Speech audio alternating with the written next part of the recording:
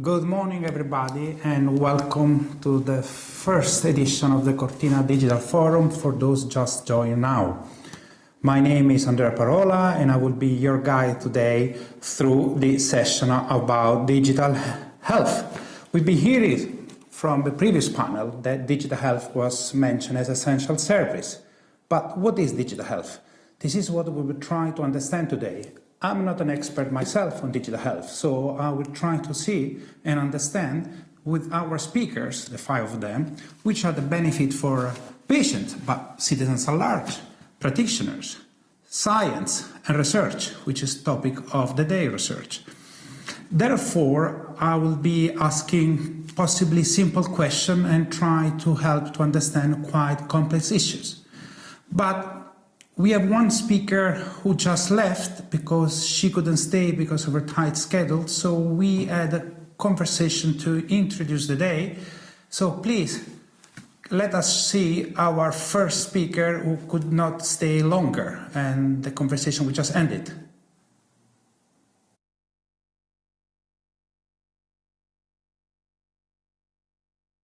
Yeah, it's my pleasure to have today as a first panelist of the session Eva Kaili, which is a quite well-known figure in Brussels. She's a member of the European Parliament, member of the Committee on Industry, Research, Energy of the European Parliament, a chair of the panel on science, technology, option assessment, chair of U40, quite busy, quite visible, and very well-known. Hi, Eva. Thank you for joining me. I have to say that I've been listening you speaking in public several times, and in few we were on the same panel, and you always had a great passion for artificial intelligence. Can you tell me why? Why artificial intelligence should be important for the European citizens? First of all, I want to thank you, Andrea and Alessandro, for inviting me, and I wish all the best success to this amazing forum. I think you're actually very timely to discuss about AI and health. Of course, me, like everybody else who has been working with foresight and science and technology, we understand the challenges that are emerging. And under the light of the pandemic, we saw a great accelerator of the digital and green transition. So AI for me is not just automation, but it's the possibility of all the systems and the convergence of different technologies to use data through algorithms and give us solutions, but also even take decisions in software that could be embedded in hardware and offer us great achievements and benefits for the European citizens in every sector of our lives that could be transformed. So I saw the potential, and I've been involved several years now. So now I'm very happy to say that I was waiting, and I will work on the legislation around artificial intelligence along with my colleagues, hopefully, and with the ambition of Europe becoming a global standard setter for the internet and AI. So it's going to be exciting, I think, this year. Yes, indeed. Yesterday was the AI Day of the European Commission with the package which was adopted on Wednesday. Here we speak about more specifically about digital health. So I understand from your word that AI can have an impact on health and digital health at large, correct? Of course it can. Again, we saw, as I said, with the catalyst of this pandemic that we had to face, that it's really important to use all the possibilities that technology is providing us to find a solution to the prognosis, but also to the treatment and the therapy of a virus such as that. And we saw the need to have access to data and new technologies in order to understand the pattern and even predict how the disease will develop. So I believe it's extremely important in several ways for telemedicine, for predicting, for analyzing, even through our mobile phones. There is an effort to analyze if on surfaces there would be a possibility of infection through for a virus similar as COVID. I can say also about the robots that would have embedded software that could help us not only to operate but even more simple tasks to support elderly people or children in hospitals, we can see sensors understanding more things that human eye can see. We can see games that they can be played by children that would actually analyze the data, and they can understand if there is any chronic disease underlying an underlying condition. There was a project, I remember a European project, where designers entered hospitals, European hospitals, to understand how they can improve the lives of patients. And instead of designing something, to change the environment, they saw children that were struggling to blow into a steel whistle to provide data for the lung disease, and they altered this device. They made a very nice whistle, connected it to a video game, and children were very happy to play with this game constantly. And the data they were providing, they were so good and efficient that actually the treatment changed very fast, and we had 30% improvement of the death rate. So you can understand that AI could actually save lives if we have the ability to use all these tools that are available. I have a final question. You mentioned access to data. How we balance privacy and the need to have access to data also for future research? So we need to think about the next pandemic, actually how to solve this pandemic first, and then about what comes next. So how we can find the right balance between privacy and access to large set of data? Well, Andrea, this is the toughest question, actually. And this is a great challenge, especially for Europe, because we respect so much human rights, such as privacy, the right to privacy and control of our data, that we don't want to compromise it in order to achieve safe AI, or to create more safety as an environment for our citizens. So to not compromise, we try to find this gold balance where we use technologies that they don't need, for example, to risk our safety. They could remain as like Bluetooth technologies at a local level and decentralize them instead of adding everything to the cloud. We can use blockchain to control and encrypt our health data, or at least our identities, and be able to control how our data are being used. So we can solve it if we want and if it's a priority. I know in some countries beyond Europe mainly, they took this pandemic as an opportunity to control citizens and to completely, lose any privacy net that they had, ranking citizens or exclude them, creating huge inequalities. So this is something that would not happen in Europe. We can do that if we have the vision to avoid having a black mirror side of artificial intelligence in Europe. And the first program we developed, I remember 4 years ago, the pilot, using blockchain and the convergence of blockchain and AI, of course, it's a great revolution, was again, my health, my data, how we can control health data. And I believe if we have a safe space for scientists and researchers to enter, access and exchange data, but also we decide the standards that we're going to use in order to collect them, use them, reuse them, I believe we will have done the maximum in our capacity to ensure that we will solve this exercise the best possible way to not compromise our privacy. So from what I hear, there are interesting conversations ahead where Europe, as you say, can be global standard setting. We did it with GDPR. Now we have opportunity with artificial intelligence, and I'm sure you'll be extremely active in the parliament. And then we have still to solve the issue of e-privacy related to that. So I thank you very much for your participations. I know your schedule is quite tight today. So thanks again. And looking forward Andrea, to I want to thank you, and soon. I can't wait to listen to all your discussions. And I want to congratulate you and mainly Alessandro, because we've been working with EU40, a network of young members of the parliament, and we discuss about these things. And I think it's very useful to have forums like that in order to understand the technology, exchange views, because as you might realize, and you're super experienced, all these challenges, they go beyond parties and beyond borders. So we face the same challenges, and we have to join forces in order to address them in advance before, I would say it's too late, to keep control and just have the benefits of AI and avoid all the consequences at any level, especially in health, especially to avoid exclusion of our insurance companies, because you might even be ranked by your Google search if you have a chronic disease. And although GDPR is in place, you have to figure out that you have to connect the dots to understand what has happened. So I think we have these challenges, but we are more, let's say, experienced now. And I think we will succeed the best for the European citizens and also beyond, as GDPR managed to do. Perfect. Ευχαριστώ πάρα πολύ and see you soon. Bye.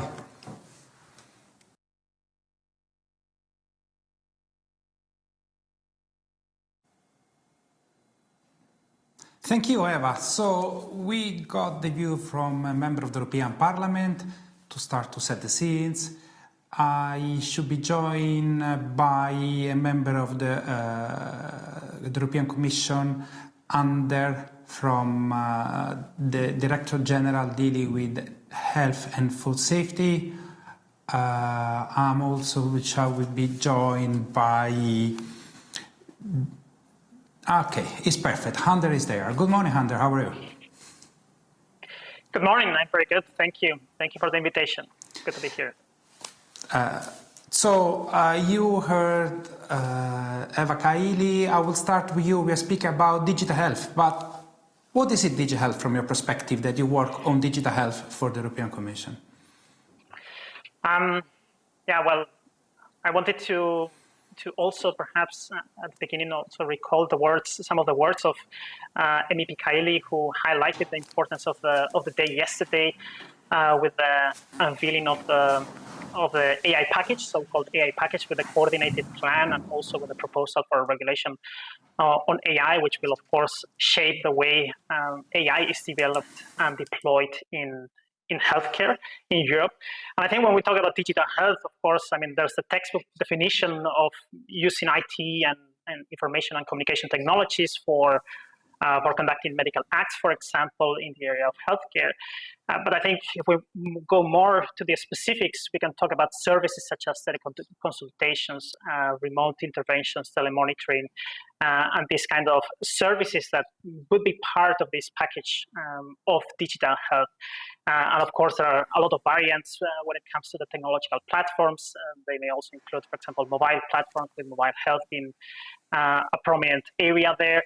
But I think they have a very important aspect all in common, which is the fact that they all rely very much on data. So the technologies on which digital health is based are typically quite data intensive, and of course AI is one big example of that. And I think that's a very good link to the initiative of the European Commission on the European Common Data Spaces, and specifically on the European Health Data Space, which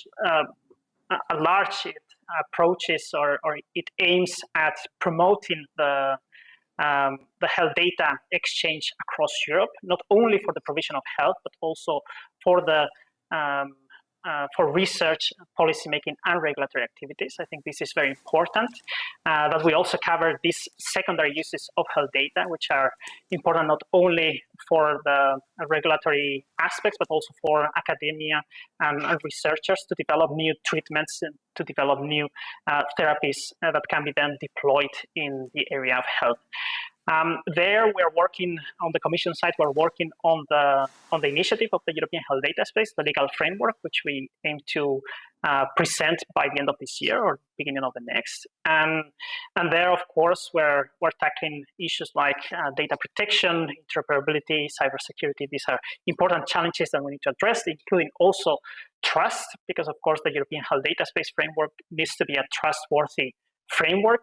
But beyond the governance aspects and the legal aspects, there are also more technical elements that we need to address, such as data quality, infrastructure, capacity building, that are also very relevant for data exchanges, but also the point on digital health.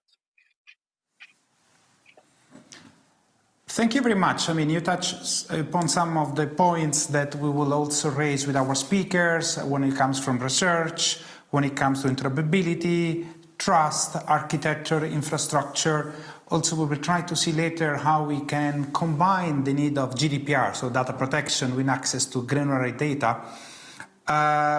But if we can go back just a second to the link with artificial intelligence, given yesterday that it was a big package by the Commission. How do you see artificial intelligence on digital health? Do we need it? I mean, there is also some fear around digital health and artificial intelligence working together. How we can reassure people? Yes, I think it's I think it's a very powerful tool that can, of course, bring digital health and to a whole new level. And it's important there that we work towards making the European health data space suitable for developing AI. There are, of course, several questions about data quality, several obligations, for example, responsibilities of AI developers or AI providers to ensure that the absence of bias and the quality of the health data, representativeness. And of course, there, the European health data space is a main door for accessing health data, for reusing health data. I think that's something that we need to take into account. So the interplay between the European health data space and the AI framework is very, very close, I would say. But beyond that, you were mentioning also the challenges, right? Of course, data protection is a big element. Trust, as I was mentioning, is a prominent factor here, because it's not only that the citizens need to trust it, it's also the stakeholders need to be trusting the framework so that they engage in further exchanges of health data and the uptake of digital health. Cybersecurity, of course, is an important element. And when it comes to the deployment of digital health, also including AI, I think interoperability and integration of systems is very important. At the end of the day, AI does not exist in a vacuum. So I think the idea of having an autonomous medical doctor is quite far away. So I think the question is more, how do we integrate to the human system of healthcare? How do we integrate AI in that system? And that's a little bit where the plans are going, I would say, with the AI proposal, but also with the work on the European health data space. Thank you, Ander. Let me first remind to our public that it is possible to ask questions online, and we will try to respond to all relevant questions. Now, ideally, we should have some panelists join, but this is the beauty to be live. Let's wait for them to solve all the technical issues, and eventually I continue with you, Ander. You mentioned some topic like cybersecurity, artificial intelligence. I'm not sorry, but here they are, our panelists. Let me thank everybody, and then I go back to you, Anders. So first of all, let me introduce Nigel, Scientific Director of Johnson Research and Development. Bleeding, who is the chair of the Digital Working Group of All Policy for a Healthy Europe Coalitions, and Deepak, President, European Institute for Innovation through Data Health. Nigel, let me start with you. Can you set us the scene on digital health? Give us 2 or 3 minutes, and then I will ask each panel the same question. Nigel, please. Thank you very much indeed, and thanks for the invitation to be part of the panel. Well, first and foremost, not to be too disruptive, I don't think we're talking digital health is a misnomer term. What we should be talking about is health, and health that's utilising digitalisation, so things like health records and so forth, and digital tools. But it's not something different, it's health. It's just using digital aspects. So this, as we heard already, could be related to the use of health data, i.e. the information that's taken from us as citizens and patients within primary care, so our local community services, hospitals, secondary care and so forth, in payments and insurers, with our regulatory authorities, and so forth, but all is now tended to focus on the use of data to enable us to provide information, which either helps us provide care and improve outcomes of that care, or gives us insight in terms of how we can make further developments in enhancing that care, right through to new treatments, devices, new therapeutic interventions, and so forth. So we've seen a rise over a number of decades now in the use of data in healthcare, but healthcare itself traditionally has not been a data-driven industry, unlike others. So there's an awful lot of cultural as well as technical change that has to happen to support the use of digital tools and systems within our healthcare in the 21st century. There are significant challenges. There's a lot of focus, understandably, I suppose, since yesterday's announcement on artificial intelligence, but that's at one end of a spectrum. Actually, we have a lot of things that we need to improve and enhance at a basic level. So again, in primary and secondary care, so, from your general practitioner, your primary care practice, right through to your hospitals and so forth, we need to support their adoption of health record systems that can speak to each other, so-called interoperability. We have 27 member states now in the European Union and 27 countries with very different healthcare systems. And in each country, different implementations and different health boards and so forth, many of which don't even talk to each other at a data level. So there's a grand dream around things like artificial intelligence at the one end of the spectrum, but we cannot realize that actually if we don't improve and enhance systems at a local level. One, so that we can interact with data under all the right regulations to support the citizens' privacy and confidentiality, but allow us to generate information that we can work with to generate insights, as say, into natural history of disease, its treatment, its outcomes, biological aspects, and so forth. And then also the ability to, at scale, this is really important, I think, then deploy such tools right through to artificial intelligence, machine learning, so they're scalable and can be utilized by the vast majority of European citizens in different countries, in those traveling. These are real fundamental basic challenges that we still need to address before we get into the science fiction of artificial intelligence as we see it. And there are still many challenges in terms of addressing AI, which I think we also need to, and we've heard already around things like transparency and reproducibility of results and so forth. So there are a number of basic challenges that we need to address in terms of digitalizing health system, and clearly things like European Health Data Space initiatives, projects like European Health Data and Evidence Network, EDEN, and many other programs are working to respond to this, but we also need to see this as a multi-state, multi-country challenge that needs to be owned within Europe by the member states in terms of ensuring we get a complementary approach. And lastly, COVID-19 has created a very acute lens on our society and shown all sorts of challenges. And what we've seen clearly is that from last year and the inception of the pandemic is the right data is not in the right place at the right time to answer the right questions. And guess what? That's not unique to COVID-19. This is a problem for all disease. And that's some of the things we fundamentally need to tackle at a basic level. Thank you. Thank you, Nigel. Bledin, to you, if I paraphrase Nigel, I will now speak about the delivery of healthcare via digital tools. So I remove the e-health or digital health. How you set the scenes? Because from Nigel, I took the importance of architecture, for instance, interoperability, scaling access to the right data. What is your perspective? So good morning, and thank you for the invitation. And it's a pleasure to be speaking at the first Cortina Digital Forum. So my vision for healthcare is that the use of health data will be as natural and trusted as a doctor using a stethoscope. So I have 6 components, if you like, of that vision. The first is service efficiency and financial sustainability of health systems. So what do I mean by that? I mean, patients provide information once, so it's accurate and complete. Clinicians have access to patients' information in real time. Errors are reduced. We improve outcomes and we reduce variations in quality.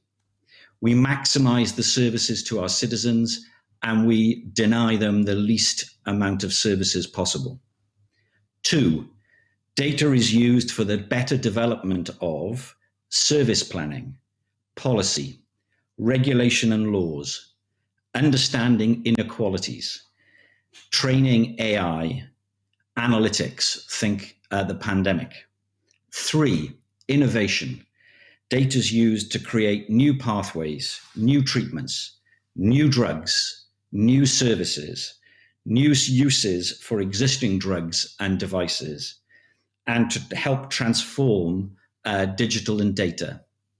4, I'd like to see data used for the development of evidence-based policy, and that we see all policies in governments, member states, and the Commission driven by health, so that health is a component of all policies.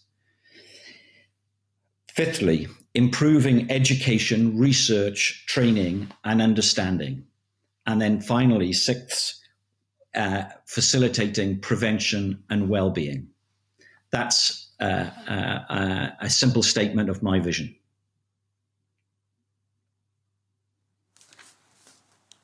Thanks a lot, Bleding. And as you clearly say, that's the first edition of the Cortina Digital Forum. Hopefully next year we will all be in Cortina physically. And if we do well, I think all of us will be invited. Deepak, I come to you. So we heard Nigel and Bleding has these 6 points, 6 components. What is your vision to start with? Well, thank you very much, Andrea, for inviting me and Cortina Forum. I feel very passionately that everybody needs to learn more from health data. That's really my strong pitch into this event. We need to better apply the information that we already have in everybody's electronic health record to make clinical decision-making smarter. The patient experience of healthcare should be more personalized and more effective and safe. Healthcare systems need to learn much more intensively than they do today from the EHRs of their population, so they can better respond to health needs to make sure that the health and care services are achieving the best possible outcomes that they can, and of course to protect the public health, which we now realize is so much more critically important perhaps than we had previously taken seriously.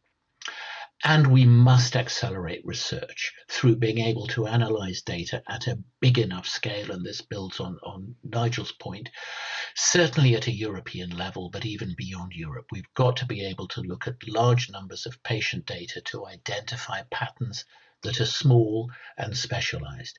You've also heard just now from Eva Cayley that AI is an important innovation for Europe, and you know that AI development needs large volumes of health data. But in order for us to be successful at using data in these kind of ways, we've got to make sure about certain things. Firstly, that the quality of that data is good enough to make sound decisions on.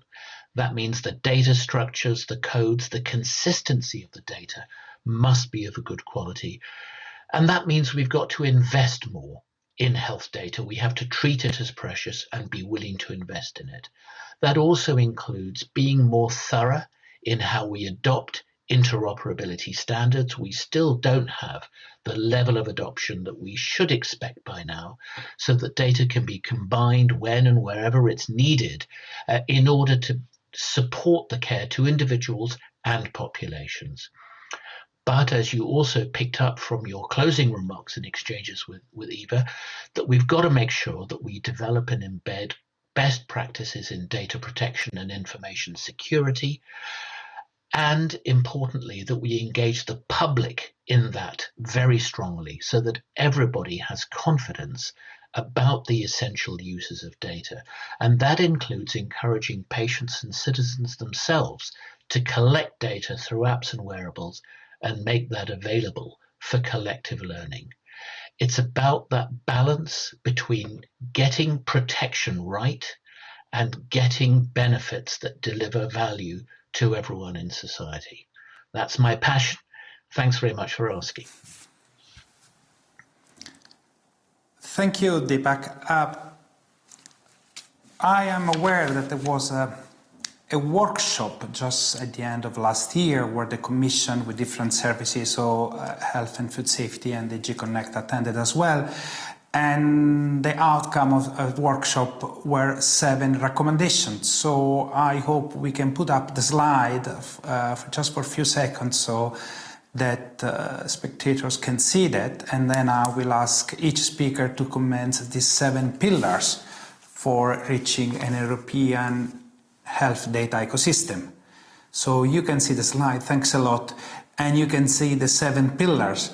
Now, I'm sure that the speakers are aware of the slide, and so I will ask some questions, starting with Nigel. While talking to you, I think what one thing struck me is the reference to architecture, and they need to, if I take my note, the lack of analysis, so a lot of data of lack analysis. And I have an example that you and I discussed without mentioning which services. There is a service which tells you every month what you've been listening to, which kind of music, and for how long. So they know exactly more or less your musical taste, so they're very good. But when you go to your doctor, you need to basically start from scratch. It doesn't have a clue. And how we solve that, how we solve access and interoperability to create a health data ecosystem. Thank you very much. Yes. And this follows a number of the great comments from my fellow panelists as well. I think in terms of in terms of this whole challenge of interoperability. What does interoperability mean? Well, really, simply put, it's that systems can speak to each other. You know, there's a transfer of data or information between different systems for different reasons. This may be in clinical care, i.e., from your local practice to your hospital, for instance, and ensuring that can support continuous care, which Bledin talked about, I think, in terms of service provision, or indeed that we can build research systems, architectures that can interrogate either clinical data or data from apps, I think, as Deepak was mentioning as well, to generate insights into effectively. I think data needs to be seen as kind of a societal good. We need to be able to generate insights from health data that can inform how we provide care, but also how different industries, including ourselves and the pharmaceutical industry, can support innovation and new therapeutic discoveries and so forth.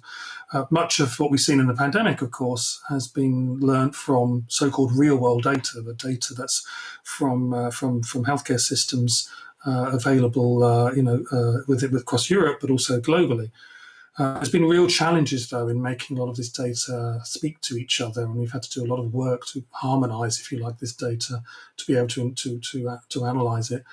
And you also commented about the challenge with analysis, and sadly, Europe has been effectively an ocean of data, but to date a bit of a desert for analysis, and that's a real challenge.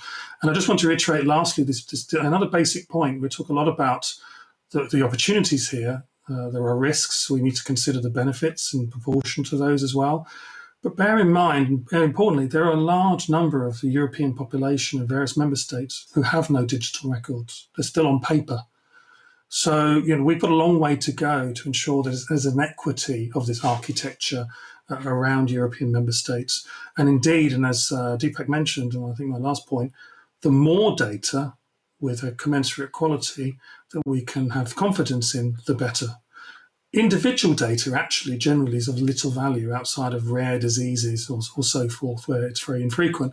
But actually, we need very large-scale populations to generate those insights that we need to drive industrial scientific innovation, as well as improvements and enhancements of outcomes of care. So we should be thinking about this large scale, but ensuring at a global level in Europe, but we need to ensure also that we are understanding at a local level how to support such very large scale global architectures. Thank you, Nigel. Now I turn to Bledin. If I may, Bledin, when we saw the slide, the first box I saw is about literacy, digital literacy skills for all. And earlier, when I spoke also with Eva Kaili, digital skills appear in the context of artificial intelligence. So, Bledin, from your perspective, digital skills and health data, why we need digital skills? For whom? Practitioners, users, citizens, patients? Yeah, so thank you. So on the screen, we had the calls to action on health data ecosystems, which is generated from 2 roundtables of multi-stakeholder experts. It isn't just the work of Deepak or myself or our respective organizations. But fundamental to digital health working, and in fact, healthcare services working, is this whole question of literacy and skills. And when we talked a little earlier, or some of the other speakers did, about the definition of healthcare and digital health, I think it's the wrong question, because today we do not talk about digital banking. We just talk about banking. And we want the same thing to be happening in healthcare, which Nigel was picking up as well. We just want health to be enabled to the fullest extent by digital tools. And key to that is people being able to use them. So that's about the literacy and skills. And this is literacy and skills for citizens, healthcare professionals, researchers, policymakers, and we all need higher levels of these skills. In fact, there are 4 components to this literacy. It's digital literacy, data literacy, health literacy, and health system literacy. By health system, we mean the ability to navigate and use healthcare systems in member states. And we are particularly keen to see member states, healthcare funders, research sponsors, all investing more in educational programs and their delivery, ensuring that there is equity of access. In other words, we leave no one behind in this with these new digital tools. Thanks. Thank you very much, Bledin. I think it is important to stress that no one should be left behind when it comes all to these digital services. This is also one risk highlighted in the previous session when it comes to remote area and the lack of connectivity, for instance. But before I go back to the Commission again, to Deepak, this question is for you. I think when we speak about data, there are 2 words which came to my mind: trust and risk. Trust by the citizens to give access to their own data. And here I think there is also, as I mentioned with Eva Kayali, the interplay between the GDPR data protection, but also the need to have a very granular data which is closer to the individual. And then the risk, cyber attack. We saw also France was recently victim, some of the hospital. How we balance that, and how we ensure that the public feels comfortable about all an European health data ecosystem. No, thank you. This is a really important topic, and something that we've got to take very seriously and work together on. As we were discussing these topics during our roundtable events and pulling together the different stakeholder perspectives, a number of messages became very clear, and they are reflected in the calls to action that we wrote on this topic.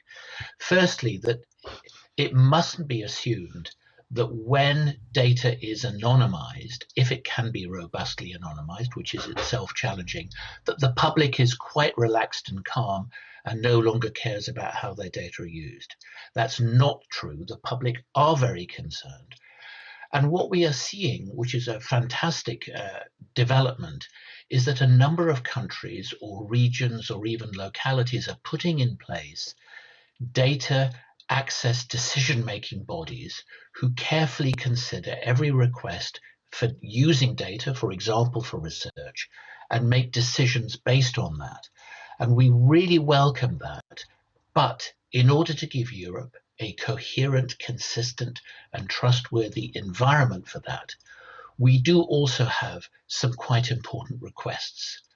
Firstly, that these bodies, at whatever level of granularity they exist, and that could include in the near future the European Health Data Space itself, must be very transparent to the public about the purposes for using data that they are likely to permit, and the kinds of organization they're likely to give access to, and what terms and conditions they may impose on that data use. They also should publish regularly the decisions they've made about granting access, and keep the public well informed about the benefits that have arisen from that use of data. We believe that they need to create, each of them, multi-stakeholder engaged kind of codes of conduct and societal compacts, commitments to society, almost like a contract with with the population about promoting responsible data use and reuse, about their promises about transparency and accountability, and how they will keep the public informed about the ways data are being used and also about the benefits coming from the data. We also need to get organizations who use data to sign up to these same principles so that everybody knows when a company or a public body is using data that they will abide by those principles and uphold them. Now, it would be wonderful if we could say it is possible to achieve perfect protection of data, perfect security. In the end, there has to be a balance between very good protection, very good security, and benefit, value, societal benefits from innovations. And that means that we need to take a slightly different approach than we've historically done about how we handle data protection. We need to take a more risk-based, proportionate approach. We're not quite sure how to achieve that, how to design that well, and we therefore encourage more investment in research in how we can develop good practices that well balance risks and benefits to give society the best value from the data and at the same time the best assurances that their identities and their own livelihoods are being protected. Thank you. Thanks a lot, Deepak. Ander, I'm coming back to you. I won't enter about on the question if we need to drop the E from e-health, E from e-government. I leave this to your Connect colleagues. But there are a few points here for the Commission, I would say. I heard a lot. First of all, I would like to see your reaction on the slide, but Deepak mentioned a code of conduit. In your opinion, should be private sector, should be multi-stakeholder, should be the Commission hosting, launching the debate, because you think about, as a citizens, do we want to have an industry starting, or we prefer a sort of an honest broker like the European institutions? Quality, proportionality in terms of access, there has been a lot discussed. How you see the picture from your perspective? Thank you, Andrea. I must say I agree very much with what has been said so far, and I also agree with the layout of the different challenges that we see in the area of digital health, which at some point should also be more embedded, of course, in healthcare provision, and should leave its current status of being more a support function and become much more integrated in the healthcare provision efforts. Of course, change management at the lowest level is also very important. Also, when it comes to digitization, starting from very basic steps, electronic health records are not always available in every healthcare provider. So this is something important to take into account. It's a very multi-level effort. We shouldn't understand the European health data space as a European level effort only, because of course the dots also need to be connected at lower levels of the system, at the national, but also regional and local level. So even at healthcare provider level, there's a lot of work to be done.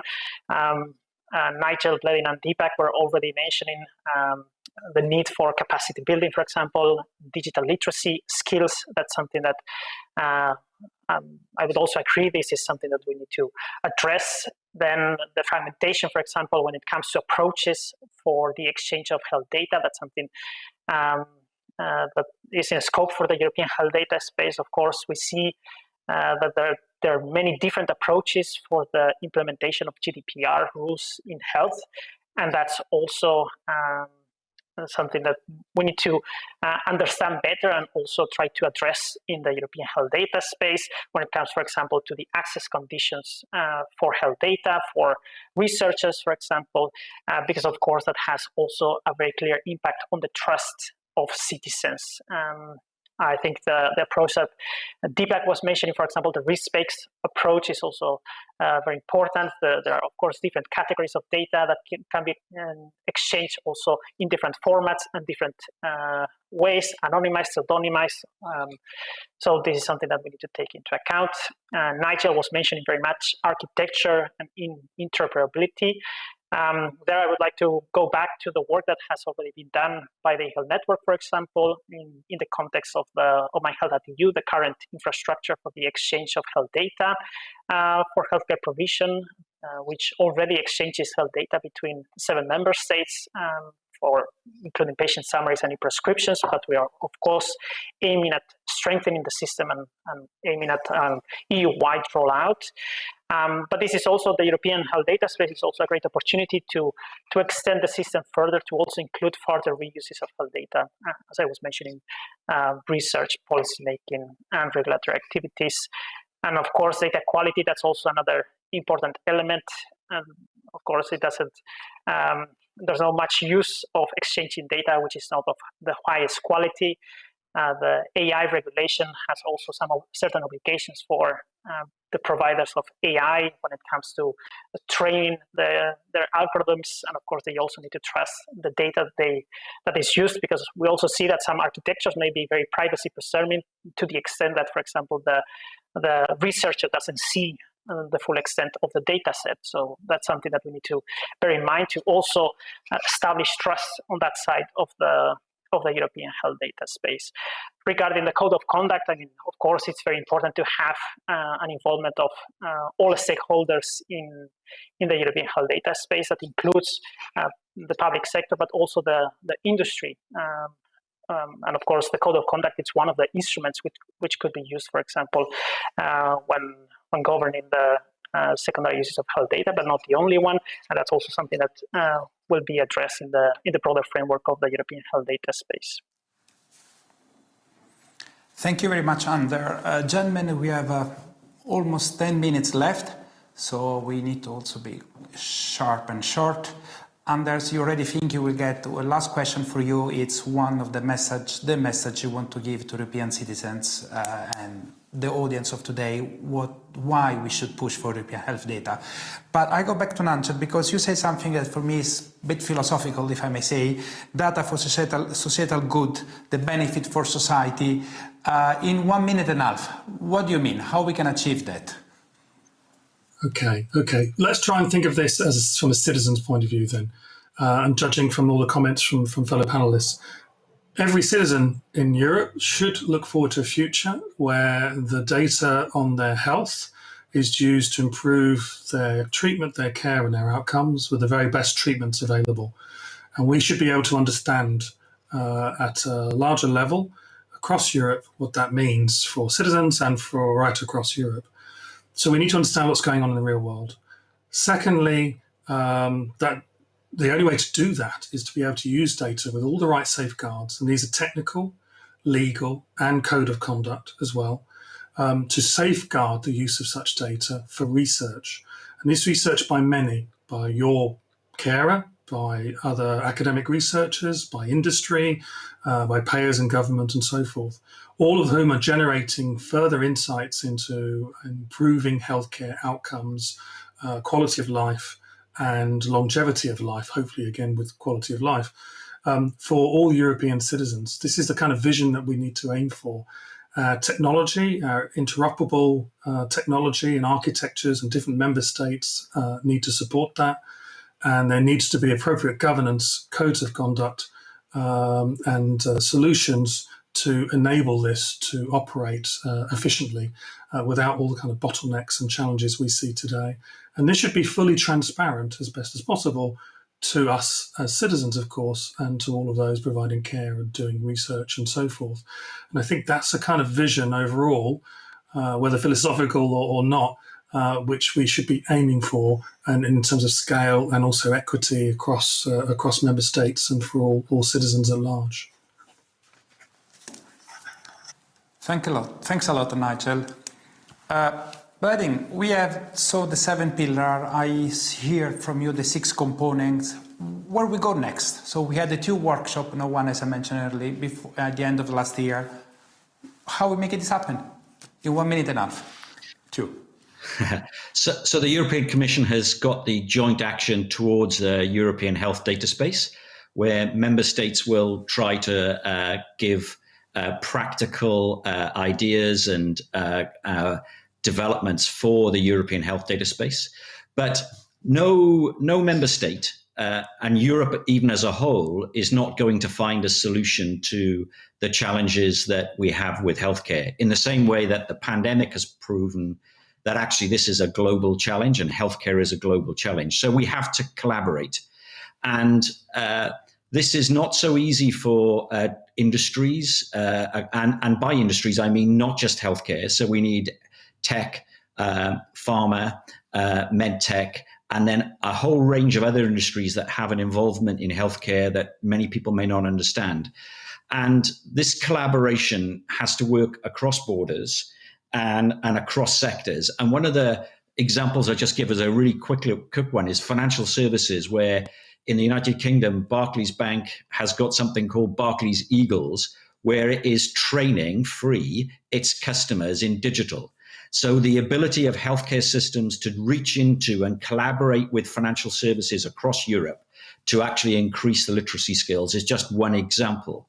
And this isn't going to be easy. And if it was easy, we would have done some of this stuff in the last decade or 3 decades or 4 decades even. But I think that I'd like to leave you with a sort of quote from President Truman. So it says, "It is amazing what you can accomplish if you do not care who gets the credit." And what we have to realize is that for health, what some of the data promises us is the ability not to have just health treatments, but to be well, to have better well-being and better prevention. And in order to do that, we have to work in an entirely new way and collaborate in ways that we have found it difficult to date. Thank you. Thanks a lot, Bleeding. Deepak, to you, you mentioned commitment to society. How we can ensure that? I go back also a bit to my first question, to my last question to Nigel about a big philosophical, but commitment to society means also reassuring every citizens that the data are there. And the last point I'm making here is you mentioned a lot of data, and I think with wearables and all kind of gadget, IoT, you're going to have even more data coming to you. Yeah, and I think it is really important that people are confident about making data available. Part of that reassurance comes from exactly what Nigel was saying, which is that we actually have to show that the data are delivering solutions that make health and healthcare and wellness better. Because otherwise, assurance about using the data safely is meaningless unless we also show it's been used well, productively, and to deliver things. But the means is also important, not only the end. And so it is critical that we have a combination of codes of practice, rules that organizations sign up to, and really it almost doesn't matter if the organization is an industry one or a public body. In the end, there are people who need to process data inside organizations, and they need to be able to give to the public clarity about how they safeguard the data, how the staff are trained, the technical security measures, and so on. And those need to be also transparent to give that assurance to the public. It's that balance that I spoke of earlier. Thanks a lot, Deepak. I like that what you say, people processing data of people. I'm not going asking now how and when artificial intelligence will replace people processing data of people, but time it's against us under. Consider you need to explain to someone like me who has no clue why we need digital health in Europe, which are the benefits for citizens moving, because one day we'll be able to again cross-border in Europe and go around. Why we'll need it in a health European data space? Well, I think there's a need to raise awareness of the public of the value that health data has for providing better prevention, diagnostic, and treatment techniques. I think that's a first. That's a very important point, and in that, I think it's also important to put the citizen at the center of the European health data space, to provide more transparency and to also provide more control over their own health data. in that, it's important to have a very robust legal and governance framework, and that's part of the current work in the European health data space. We're collaborating a lot with the stakeholders, such as patient organizations, for example, to hear their concerns and their views on this. Also, member states, public authorities, and other relevant stakeholders. The joint action on the towards a European health data space was mentioned earlier. That's also an important forum to also continue progressing on the different options and different elements that will be part or that could be part of the European health data space. And I would also like to transmit a message that we're also listening to the citizen or to the citizens. And in the coming weeks, for example, we will also make available an open public consultation on the European health data space, which is part of our process of building the European health data space legal proposal, where we aim to collect the views of the citizens so they would also have a chance to voice their concerns and to share their views. Thank you very much, Anders. I'm looking because we got a question from the public, and I will start with Anders, even though I'm not sure it's your cup of tea. But which are the tools to implement digital health in countries that are part of European neighborhood policy? So are we thinking about only EU27? There are actions which are going behind EU27. I'm asking you about CEF, for instance, if it will be accessible or rights on Europe. Just in 1 minute. I think a very short answer from my side, because that's indeed not my area so much. At the moment, the European health data space is very much centered around the member states of the European Union. But of course, it's also important to consider the links with neighboring countries. And there, of course, there are also other programs and instruments that could be compatible and that could also provide support in developing digital health in these neighboring countries. So I think that's also important to know. And of course, these instruments will also need to be compatible with the European health data space that comes out. Yeah. Thanks a lot, Ander, and I would like to thank all the speakers. I still had tons of questions for you, but we have only 30 seconds left. So I would like to thank the 5 of you, and hopefully we'll be able to do this live again next year in Cortina. I also would like to thank those who have been interpreting us from English to Italian. So thanks to the interpreters very much. And thanks to the technical assistants which have been running around us for the last weeks. And I leave you, please don't go away for the next keynote speech. And thank you very much and have a nice rest of the day. Goodbye.